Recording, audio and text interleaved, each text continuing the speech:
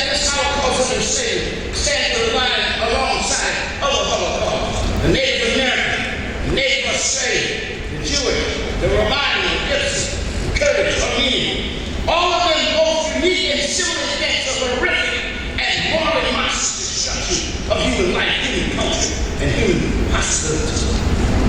But one of the things about us as a people is that no matter how horrendous our Holocaust was, it nevertheless seared into our consciousness. And we extracted lessons and challenges of continuing and compelling importance. What are these lessons? They are first, to remember that constant and uncompromising witness to the horrors of the Holocaust, and to resist attempt to objectively translate it, either in the movies as recently, or in the media, or in the academy. We must speak our own special culture. We must interpret our own history. God said, our history is too important to leave in Indian hands.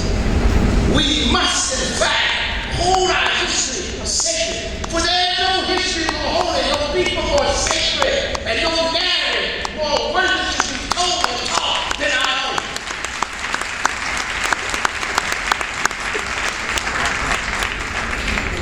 Second, we must remember consecrate and honor the name of those who taught us, teaching and example, and unsurpassed durability, adaptive vitality, and capacity for place-making and struggle against evil, injustice, and oppression. There is no more beautiful narrative than the narrative of character. Therefore, we said we must constantly dialogue with our culture, asking questions and seeking for good answers to the fundamental issues of humankind. And we look at Paris Government not as a reference, isolated, but as a rich resource for telling us what we should do today. Let me show you how. Had Tubman started out, I just don't drop from the sky, they don't go from the ground, they don't float in from the sea. They come from inside us, and from the social condition in which we live.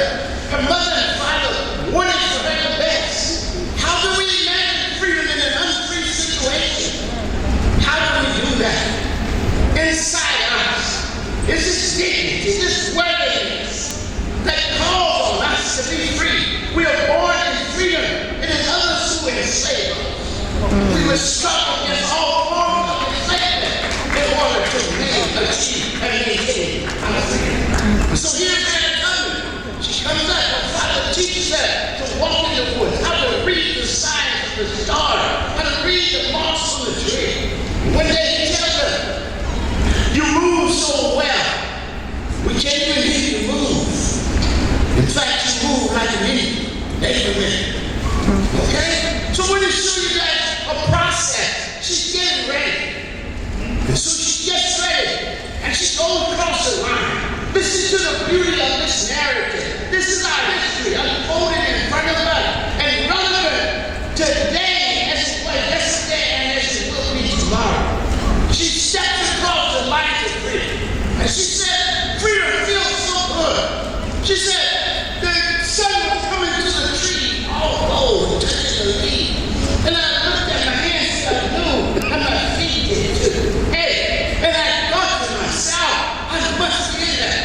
But she said almost immediately, I became sad. Why? Because all the people I loved were back there in the Holocaust in the plantation.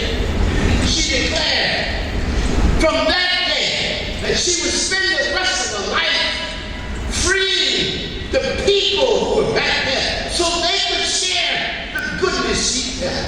And in that moment, people, she redefined freedom from individual escape to the collective practice of self-determination in and for our community.